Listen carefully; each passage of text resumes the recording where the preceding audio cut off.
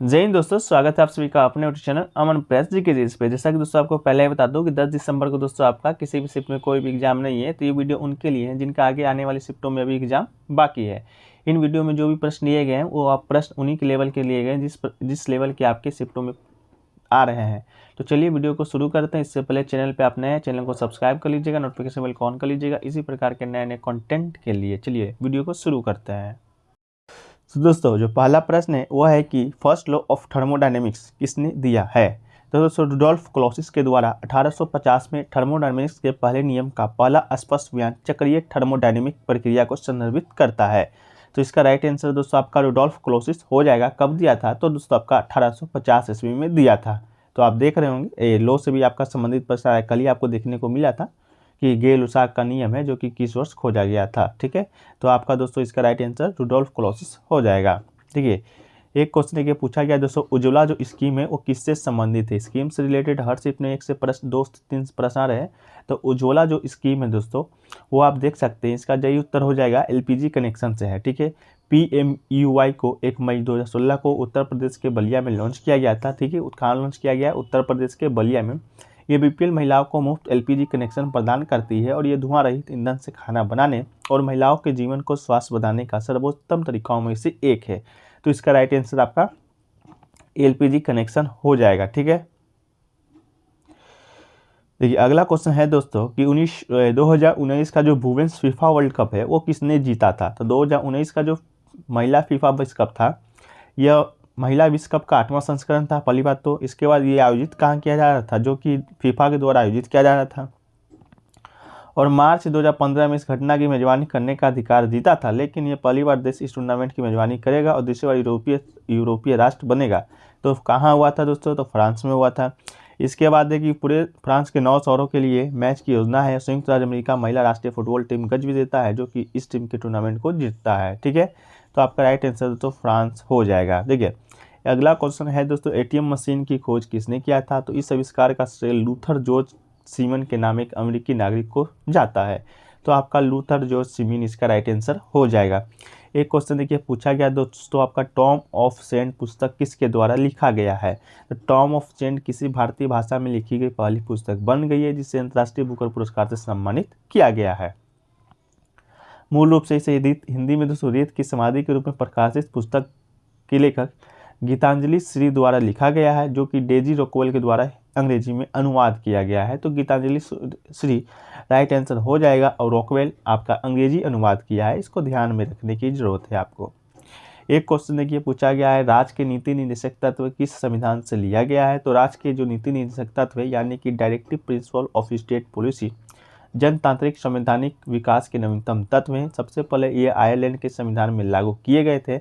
यह वो तत्व है जो कि संविधान के विकास के साथ विकसित हुए। इन तत्वों का कार्य जन कल्याणकारी राज्य मतलब कि वेलफेयर स्टेट की स्थापना करना है। तो ये दोस्तों आपका आयरलैंड के संविधान से लिया गया है राज्य के नीति निर्देशक तत्व। राज्य के नीति निर्देशक तत्व दोस्तों हमारे संविधान के किस अनुच्छेद में है? तो 36 से 51 जो अनुच्छेद आता है ये दोस्तों हमारा डीपीएसपी के अंतर्गत ही आता है। इसके अलावा 12 से 35 आपका मौलिक अधिकार आता है। ठीक है, देखिए ये क्वेश्चन पूछा गया दोस्तों, अनुच्छेद 44 किस राज्य में लागू किया गया है। तो दोस्तों संविधान का जो अनुच्छेद 44 है वर्णित है कि राज्यों के पूरे क्षेत्र में नागरिकों के लिए एक समान नागरिक संहिता सुनिश्चित करने का प्रयास करेगा। ये दोस्तों आपका नागरिक संहिता से संबंधित है। लागू कहाँ किया गया है? तो दोस्तों गोवा में आपका अनुच्छेद 44 है जो कि आपका लागू किया गया है। ठीक है, एक क्वेश्चन क्या पूछा गया है दोस्तों आपका स्माइल योजना से ही कि स्माइल जो योजना है वह किससे संबंधित है। तो स्माइल स्कीम केंद्रीय सामाजिक न्याय एवं अधिकारिता मंत्रालय के जो मंत्री हैं श्री वीरेंद्र जी के द्वारा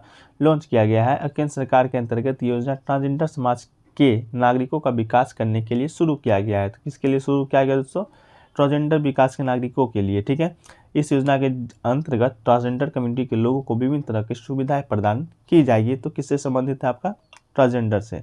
एक क्वेश्चन देखिए योजना से ही है कि नारी को नमन योजना किस राज्य में शुरू किया गया है। तो दोस्तों नारी का नमन योजना की बात करेंगे तो हिमाचल प्रदेश के मुख्यमंत्री हुए आपके जयराम ठाकुर ने इस नारी को नमन योजना की घोषणा को शुरू किया था और ये दोस्तों 15 अप्रैल 2023 तक आपका है। इसके उन्होंने कहा था कि राज्य के भीतर यात्रा करने वाले महिलाओं को 50% की छूट दी जाएगी।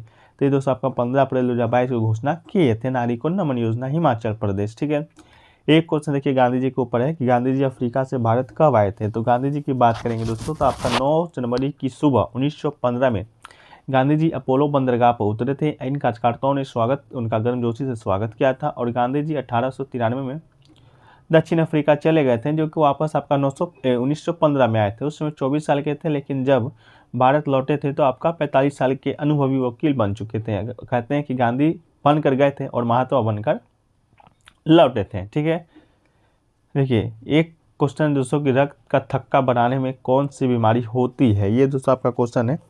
कौन सी बीमारी होती है, इसका राइट आंसर आप कमेंट सेक्शन में बताइएगा। इसके अलावा रक्त का थक्का बनाने में दोस्तों कौन सी विटामिन मदद करता है, तो आपका विटामिन के दोस्तों आपका राइट आंसर हो जाएगा। ठीक है, देखिए एक क्वेश्चन है कि स्माइल योजना किस मंत्रालय के द्वारा शुरू किया गया है।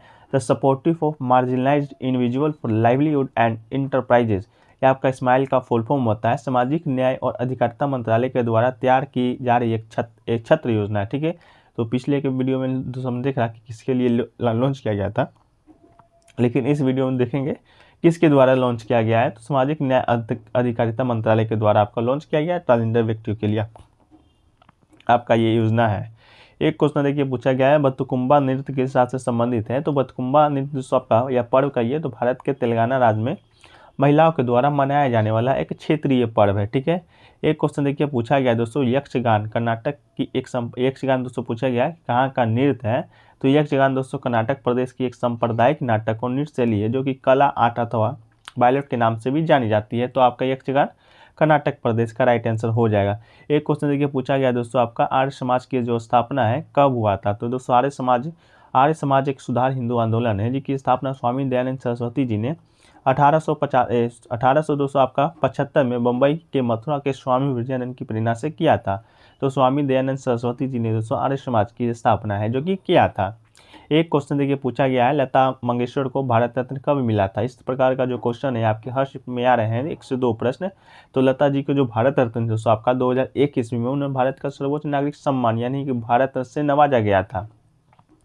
आपका क्वेश्चन इस प्रकार पूछा जाएगा कि लता मंगेशकर को 2001 में इनमें से कौन सा अवार्ड मिला था। तो आपके 4 ऑप्शन होंगे पद्मश्री, पद्म भूषण, पद्म विभूषण या भारत रत्न। तो आपको भारत रत्न टिक करके आना है। एक क्वेश्चन देखिए पूछा था दोस्तों आपका कि कनक राजू कौन से नृत्य के लिए पद्म अवार्ड मिला था कनक राजू को। देखिए तो दोस्तों कनक राजू कौन है, जिन्हें आदिवासी लोक नृत्य गुस्सादी को बचाए रखने के लिए पद्मश्री मिला था। तो कौन गुस्सादी एक आदिवासी लोक नृत्य है जिन्हें बचाने के लिए कनक राजू को दोस्तों पद्मश्री अवार्ड मिला था। एक क्वेश्चन देखिए पूछा गया कि सबसे कम साक्षरता दर है जो कि किस राज्य का है। तो 2011 की जनगणना के अनुसार देखेंगे दोस्तों तो सबसे कम साक्षरता दर आपका बिहार का है। ठीक है, सबसे कम बिहार का है। इसके बाद दोस्तों आपका अरुणाचल प्रदेश आ जाता है, लेकिन सबसे ज़्यादा जो साक्षरता दर है वो आपका दोस्तों किस राज्य का है। तो आपका केरल का। ये क्वेश्चन कल ही आपसे पूछा गया है आपका सीरियल में। एक क्वेश्चन देखिए पूछा गया है दोस्तों कि